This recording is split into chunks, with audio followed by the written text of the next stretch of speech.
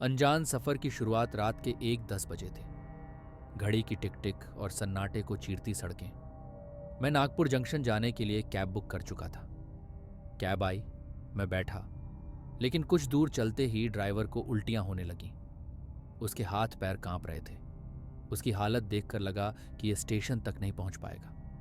मुझे जल्दी थी। ट्रेन 2:23 बजे थी। मैंने दूसरी कैब बुक की, लेकिन ड्राइवर ने अजीब शर्त रखी। आप मेरी लोकेशन पर आ जाइए, वरना मैं नहीं आ पाऊंगा। मजबूरी में मैं 500 मीटर पैदल चलकर वहां पहुंचा, लेकिन वहां कोई कैब नहीं थी।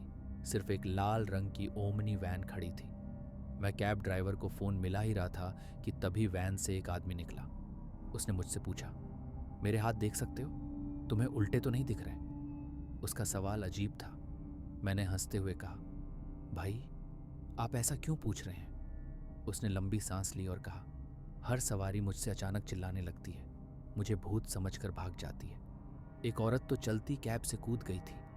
अगर हाईवे पर कोई गाड़ी होती तो वो बचती नहीं। मुझे घबराहट हुई, लेकिन समय कम था। मैंने उसकी बातों को अनदेखा किया और वैन में बैठ गया। वैन के अंदर घुसते ही एक अजीब सी गंध मेरे नाक में समा गई। ऐसा लग रहा था जैसे अंदर कोई महीनों से सफाई नहीं हुई हो। सीटों पर धूल जमी थी और पिछले शीशे पर किसी ने उंगलियों से कुछ लकीरें खींची हुई थी। वो आकृतियां देखकर ऐसा लग रहा था जैसे कोई मदद के लिए पुकार रहा हो। ड्राइवर ने इंजन स्टार्ट किया और वैन धीरे धीरे आगे बढ़ने लगी। सड़क पर सन्नाटा था। बस स्ट्रीट लाइट्स की हल्की रोशनी वैन के अंदर झांक रही थी। मैं खिड़की से बाहर देखने लगा, लेकिन कुछ भी साफ नहीं दिख रहा था। हवा में अजीब ठंडक थी, मानो कुछ अनहोनी की आहट हो।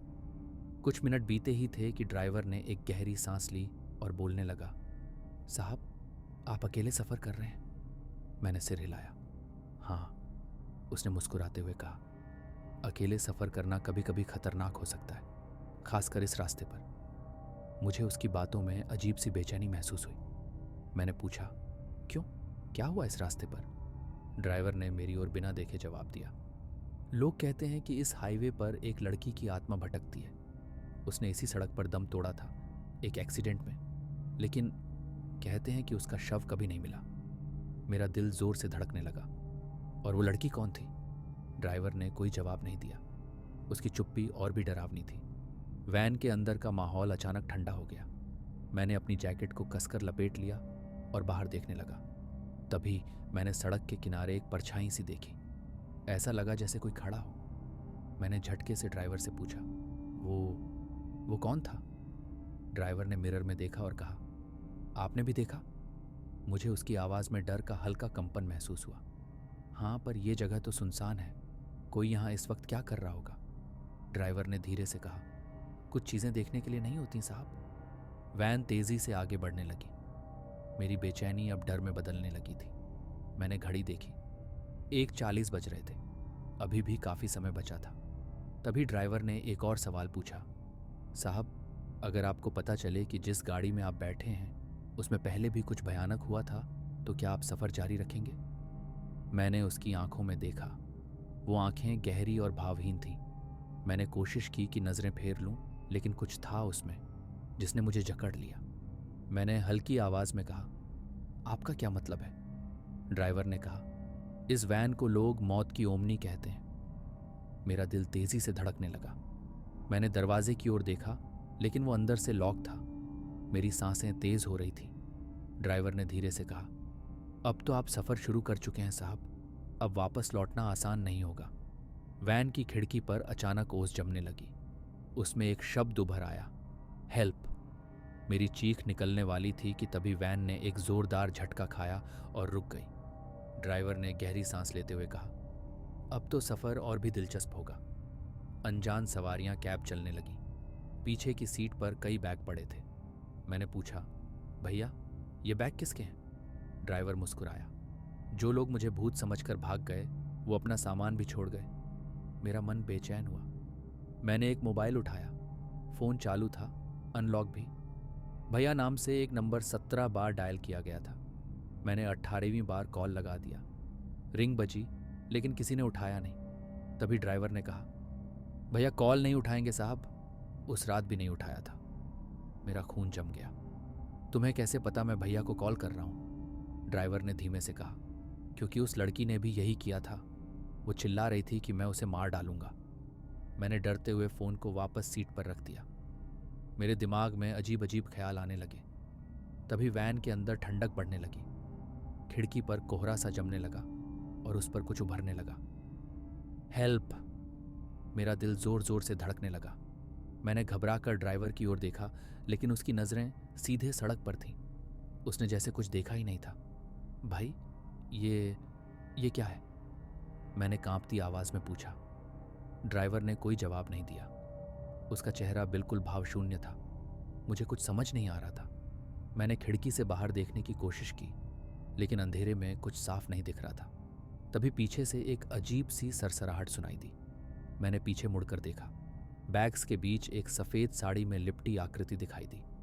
उसका चेहरा अधूरा था, जैसे किसी ने उसे कुचल दिया हो। मैंने ज़ोर से चीख मारी। ड्राइवर ने बिना घबराए कहा, आपने भी देख लिया? कौन थी वो? ड्राइवर ने ठंडी आवाज़ में कहा। वो वही लड़की है जिसने मुझसे लिफ्ट मांगी थी, लेकिन मैंने उसकी मदद नहीं की और फिर एक्सीडेंट में उसकी मौत हो गई। मेरे हाथ पैर सुन्न पड़ चुके थे। तभी वही मोबाइल फिर से बज उठा। वही नंबर। मैंने कांपते हुए कॉल उठाया। दूसरी तरफ से एक कमज़ोर घबराई हुई आवाज़ आई, तुम भी उसी वैन में हो ना? बच सको तो भाग जाओ, वो तुम्हें नहीं छोड़ेगी। मेरे हाथ से फ़ोन गिर पड़ा। तभी ड्राइवर ने मुझसे पूछा, क्या तुम जानना चाहते हो कि वो अब भी यहाँ क्यों है? मैं कुछ नहीं बोल पाया। ड्राइवर ने धीमे से कहा, क्योंकि उसे इंसाफ नहीं मिला, और जब तक उसे इंसाफ नहीं मिलेगा वो हर सवारी के साथ सफ़र करेगी। अब मेरा दिमाग सुन्न हो चुका था। मैं किसी भी हाल में इस वैन से बाहर निकलना चाहता था, लेकिन दरवाजे लॉक थे। ड्राइवर ने मेरी ओर देखा और मुस्कुराया। साहब, अगला नंबर आपका है। मौत का हाईवे। मेरा दिल तेजी से धड़कने लगा। तभी ड्राइवर ने अपना चेहरा मेरी ओर घुमाया। उसकी एक आंख लाल थी, चेहरा सफ़ेद पड़ चुका था। उसकी भयानक शक्ल देख मैं जम सा गया। साहब, आपको क्या लगता है उस लड़की का क्या हुआ होगा? ड्राइवर की आवाज़ में एक अजीब ठंडापन था। मैं कुछ बोल नहीं पाया। वो सवाल बार बार दोहराने लगा। मेरे हाथ पैर सुन्न होने लगे। अचानक उसने पानी की बोतल मेरी तरफ बढ़ाई। जब मैंने उसकी ओर देखा तो उसका चेहरा फिर से सामान्य था। साहब, आपकी तबीयत ठीक नहीं लग रही। चाहो तो नीचे उतर जाओ, खुली हवा में घूम लो। मैंने तुरंत कैब का दरवाज़ा खोला और बाहर कूद गया। चारों ओर सिर्फ अंधेरा और सन्नाटा था। हाईवे पर ठंडी हवा साएं साएं कर रही थी। साहब, पानी पी लो, अच्छा लगेगा, ड्राइवर ने दोबारा कहा। उसके बर्ताव से लगा कि शायद मैं बेवजह डर रहा हूं। मैंने पानी लिया और दोबारा कैब में बैठ गया। तभी मेरी नज़र डैशबोर्ड पर रखी एक तस्वीर पर पड़ी। उसमें वही लड़की थी। तस्वीर के कोने में लिखा था, शांति की खोज में। अंतिम कॉल। कैब स्टेशन की ओर बढ़ने लगी। तभी वही मोबाइल फिर से बजा। वही नंबर जिससे मैंने कॉल किया था। मैंने कॉल उठाया। दूसरी तरफ से एक आदमी घबराई हुई आवाज़ में बोला, तुम्हें यह फ़ोन कहाँ मिला? मैंने बताया कि यह कैब में पड़ा था। आदमी की सांसें तेज़ हो गईं। तुम अभी भी उसी कैब में हो? हाँ। सुनो, अगर वो कैब लाल रंग की ओमनी है और ड्राइवर के दोनों कान नहीं हैं तो तुम्हारी जान खतरे में है। मेरी रीढ़ में सर्द लहर दौड़ गई। मैंने धीरे से ड्राइवर के कानों की ओर देखा। दोनों कान नहीं थे। फ़ोन पर आदमी चिल्लाया, भागो, वो आदमी मेरी बहन का कातिल है। उसने मेरी बहन को कुचलकर मार डाला था। जब पुलिस ने उस कैब की तलाशी ली तो पता चला वह कैब और ड्राइवर दोनों 1 साल पहले ही मर चुके थे। मेरे हाथ से फ़ोन गिर पड़ा। मैंने डर से कांपते हुए आगे देखा। ड्राइवर अब मुस्कुरा रहा था। साहब, अब तो समझ गए? अगला नंबर आपका है। मुझे लगा जैसे मेरी आत्मा शरीर छोड़ने वाली हो। मैंने हिम्मत जुटाई और चलते कैब से छलांग लगा दी। मेरे गिरते ही एक तेज़ रफ्तार गाड़ी ने मुझे टक्कर मार दी। अंधेरा। जब होश आया तो अस्पताल के बेड पर था, लेकिन मेरे दोनों पैर गायब थे। मैं अपनी टांगें खो चुका था और शायद अपनी आत्मा भी। पर सबसे डरावनी बात ये नहीं थी। सबसे डरावनी बात थी कि मेरे कानों में अब भी वही कैब ड्राइवर की हंसी गूंज रही थी। अस्पताल के कमरे में एक नर्स आई। उसने मेरे सिर पर हाथ फेरा और कहा, आपकी किस्मत अच्छी थी जो बच गए, लेकिन वो कौन था जिसने आपको वहां से लाकर भर्ती कराया? मैं चौंक गया। क्या मतलब? नर्स ने कहा, एक आदमी आपको यहाँ छोड़कर गया था। उसने कहा कि वो आपका ड्राइवर था। मेरे शरीर में झुरझुरी दौड़ गई। कौन ड्राइवर? नर्स ने धीरे से कहा। वही लाल ओमनी वैन वाला। मेरी सांस रुकने लगी। तभी एक धीमी हंसी गूंज उठी। मैंने कांपते हुए सिर घुमाया।